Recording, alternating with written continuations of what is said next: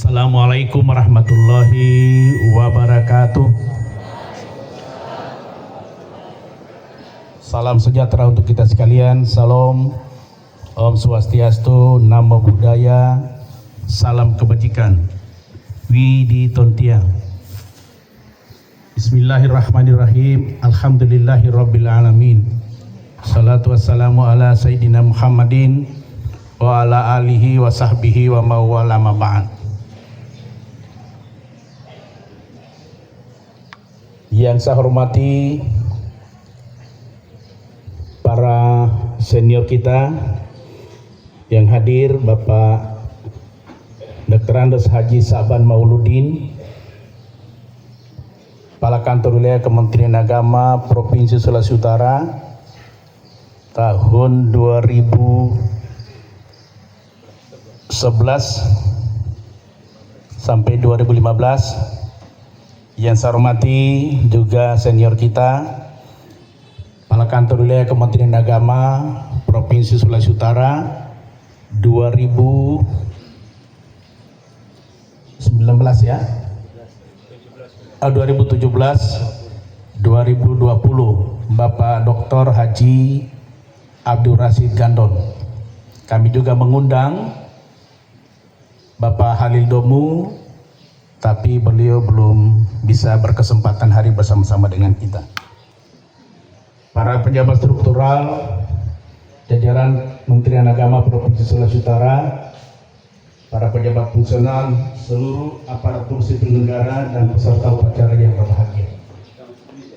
Pertama-tama mari kita menjadikan puji dan syukur kehadirat Allah Subhanahu wa taala, Tuhan yang Maha Kuasa, atas limpahan rahmat. Pada hari ini kita menyelenggarakan mengawali tahun baru 2025 melaksanakan upacara Hari Amal Bakti Kementerian Agama yang dilaksanakan oleh seluruh jajaran Kementerian Agama mulai dari pusat sampai daerah. Alhamdulillah 79 tahun yang lalu, tepatnya tanggal 3 Januari 1946, Kementerian Agama secara resmi dibentuk dalam Kabinet Syahrir II dengan Menteri Agama pertama H.M. Rasidi. Momen itu setiap tahun diperingati sebagai Hari Amal Bakti atau HAB.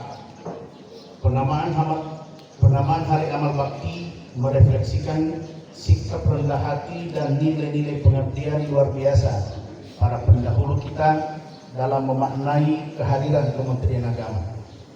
Semangat memperingati Hari Amal Bakti tahun 2025 tak dapat dipisahkan dari komitmen seluruh jajaran Kementerian Agama dalam mendukung dan mengimplementasikan cita-cita pemerintah Prabowo Gibran, antara lain memperkokoh ideologi Pancasila, demokrasi dan hak asasi manusia, hingga memperkuat penyelarasan kehidupan yang harmonis dan dalam lingkungan, alam dan budaya, serta peningkatan toleransi antar umat beragama untuk mencapai masyarakat yang adil dan makmur.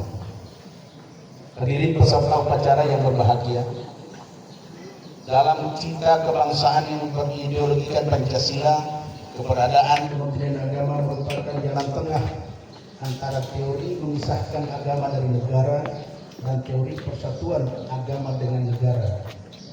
Pidato pertama Menteri Agama pada 4 Januari 1946 menegaskan bahwa Kementerian Agama membawa misi untuk memelihara dan menjamin kepentingan agama-agama serta seluruh penduduk. Indonesia bukanlah negara agama dan bukan pula negara sekuler ataupun negara yang membolehkan propaganda anti agama.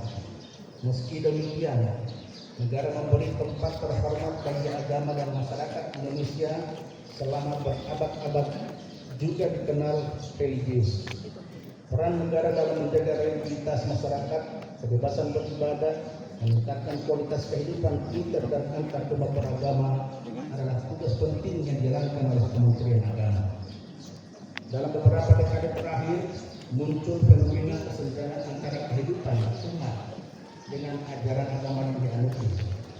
Setiap agama melarang korupsi, tapi praktek seperti itu masih saja terjadi. Semua agama melarang kekerasan, kebencian dan kesewenang-wenangan, namun berbagai anomali masih terjadi di berbagai mendekatkan jarak psikologis dan jarak sosial antara pemeluk agama dan ajaran agama menjadi tolok ukur keberhasilan tugas Kementerian Agama yang amat substansial. Semakin dekat umat dengan ajaran agamanya, itulah bukti sukses tugas Kementerian Agama. Makin jauh umat dari nilai dan moral agama, berarti tugas Kementerian Agama belum berhasil. Tantangan ini perlu disadari dan dijawab oleh segenap jajaran Kementerian Agama di seluruh Indonesia, tentu termasuk kita di Sulawesi Selatan. Hadirin peserta upacara yang saya hormati, hari amat bakti Kementerian Agama ke-79 mengusung tema Umat Rukun Menuju Indonesia Emas. Ini merupakan wujud nyata dari misi Astacita pemerintahan Prabowo Gibran yang mengamanahkan berkata Indonesia Emas dapat diupacarakan jika umat hidup rukun dan harmonis. Sebaliknya, Indonesia Emas akan sulit diwujudkan sekiranya umat tidak rukun dan tidak harmonis. Indonesia, negara besar dengan 17.508 kilo, 1.340 suku bangsa, 715 bahasa daerah, dan beragam agama, disebut berdampingan dengan hukum dan damai, membentuk harmoni dalam zaman atau istiwa. Ini merupakan salah satu keajaiban hidup dan anugerah Tuhan. Untuk itu, peran moral kerukunan perlu kita suarakan di berbagai forum dan saluran informasi. Dunia saat ini sedang dihadapkan pada tantangan global berupa kerusakan alam yang berakibat pada perubahan iklim dan bencana ekologis serta kenaikan kemiskinan. Ancaman kerukunan, ancaman kekurangan bahan makanan di depan mata harus direspon secara serius, termasuk oleh para kemauan. Sebagai negara dengan masyarakat yang religius, suara pemimpin dan tokoh agama sangat dimentingkan. Kementerian Agama harus mampu meluangkan peran dalam kampanye penyelarasan kehidupan yang harmonis dengan lingkungan, alam dan budaya, sejalan dengan Astacita Presiden. Suara agama sangat dibutuhkan dalam kampanye pencegahan perubahan iklim.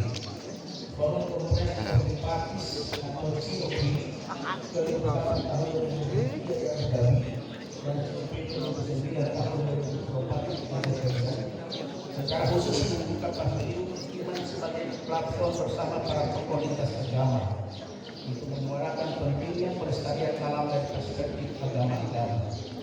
Selain itu, deklarasi Istiqlal yang ditandatangani oleh pimpinan Gereja Katolik Paus Fransiskus dan Imam Besar Masjid Istiqlal Jakarta, dan hari ini beliau menjadi Menteri Agama, ditandatangani pada tanggal 5 September 2024 juga menegaskan tentang pentingnya persatuan, toleransi, kemanusiaan, dan penanggulangan perubahan lingkungan. Secara geopolitik, krisis global juga terjadi akibat konflik berkepanjangan. Banyak negara merindukan kerukunan dan kedamaian. Mata dunia tertuju pada Indonesia yang diproyeksikan menjadi kiblat kerukunan dunia. Ini juga menjadi tantangan Kementerian Agama untuk terus merawat dan meningkatkan toleransi. Indonesia mempunyai harta yang tak tertakar nilainya, yakni kerukunan umat beragama. Hadirin peserta upacara yang saya hormati, salah satu tugas terpenting Kementerian Agama di samping bimbingan kehidupan beragama dan sarana peribadatan ialah peningkatan kualitas pendidikan agama dan keagamaan pada semua jalur, jenjang dan jenis pendidikan.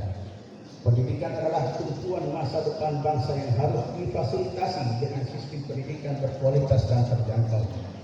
Proses pendidikan akan menghasilkan sumber daya manusia unggul dalam karakter, penguasaan sains, teknologi, literasi, dan memiliki kepedulian sosial. Anak-anak dan peserta didik yang sehat, cerdas, dan berakhlak mulia adalah modal kerukunan bangsa dalam mengarungi percaturan global. Mendukung program prioritas pemerintah Prabowo Gibran, makan bergizi gratis akan dilaksanakan pada lembaga pendidikan binaan Kementerian Agama.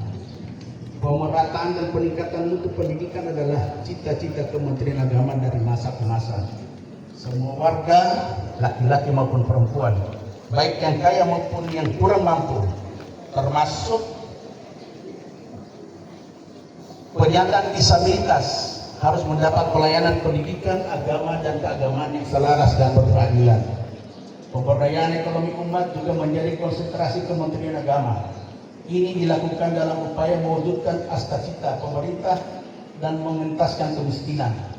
Hal itu antara lain dilakukan Kementerian Agama melalui program kemandirian pesantren, pengembangan ekosistem ekonomi haji, serta optimalisasi pemberdayaan tata kelola zakat, wakaf, dan pundi dan gerakan filantropi lainnya. Hadirin peserta upacara yang saya hormati, Kementerian Agama terus berkomitmen pada proses reformasi birokrasi dan penguatan meritokrasi dalam tata kelola organisasi. Ini juga menjadi bagian penting dari pencegahan korupsi di Kementerian Agama. Sejalan dengan itu, dalam amanah pagi ini, saya ingin mengingatkan kita semua, termasuk tentu diri saya sendiri, bahwa Kementerian Agama bagai kain putih bersih, sedikit noda terpercik akan nampak jelas terlihat. Seluruh unsur pimpinan dan pegawai Kementerian Agama harus menjadi contoh dalam pencegahan dan pemberantasan korupsi. Para pemimpin di Kementerian Agama harus tampil terdepan dalam komitmen kejujuran dan keteladanan. Seorang tokoh teladan pemberantasan korupsi, almarhum Baharudin Lopa, mengatakan, banyak yang salah jalan, tapi merasa tenang karena banyak teman yang sama-sama salah. Beranilah menjadi benar meskipun hanya sendirian. Saya yakin masih banyak orang-orang jujur dan lurus di Kementerian Agama. Untuk itu, mari kita menjadi agen perubahan dan agen integritas yang mampu menjaga reputasi Kementerian Agama dan pemerintah kita. Hadirin peserta upacara yang saya hormati, kita juga patut bersyukur dan memberikan apresiasi atas penghargaan Satuan Kerja menuju wilayah bebas dari korupsi pada tahun 2024 yang diberikan Kementerian Pendaya-gunaan Aparatur Negara dan Reformasi Birokrasi, termasuk pemberian penghargaan dalam Humas Kementerian Agama Award, dan Kementerian Agama mendapatkan peringkat 1 dalam kategori pengelolaan website terbaik. Demikian sambutan yang terpanjang. Masih banyak, tapi saya